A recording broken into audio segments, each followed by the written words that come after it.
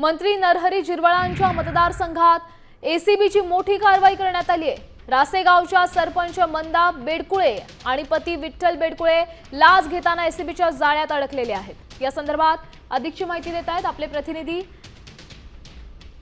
अभिजित सोनावणे। अभिजित, काय सांगाल, नेमकी ही कारवाई कशा संदर्भात आहे आणि आता सुरुवातीला झिरवाळांवर अनेक आरोप करण्यात येतात, त्यात ही कारवाई करण्यात आली आहे।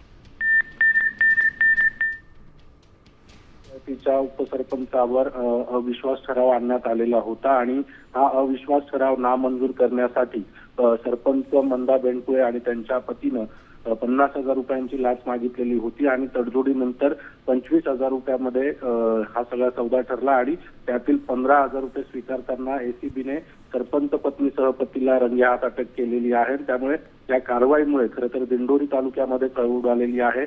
मंत्री नरहरी झिरवाळ यांच्या मतदारसंघामध्ये एसीबीने ही मोठी कारवाई केलेली आहे। त्यामुळे याआधी झिरवाळांच्या अगदी मंत्रालयातील कार्यालयातच एसीबीने अशा पद्धतीची कारवाई केल्यानंतर झिरवाळाच्या सगळ्या झिरवाळ अडचणीत आलेले होते आणि त्यानंतर आता दिंडोरीमध्ये त्यांच्या मतदारसंघामध्ये अशा पद्धतीची कारवाई एसीबीने केल्यानं मोठी खळबळ आलेली आहे। नक्कीच, धन्यवाद अभिजित, तुम्ही दिलेल्या या सविस्तर माहितीसाठी। तर 15,000 स्वीकारताना सरपंच पत्नीसह पतीला रंगेहात पकडले।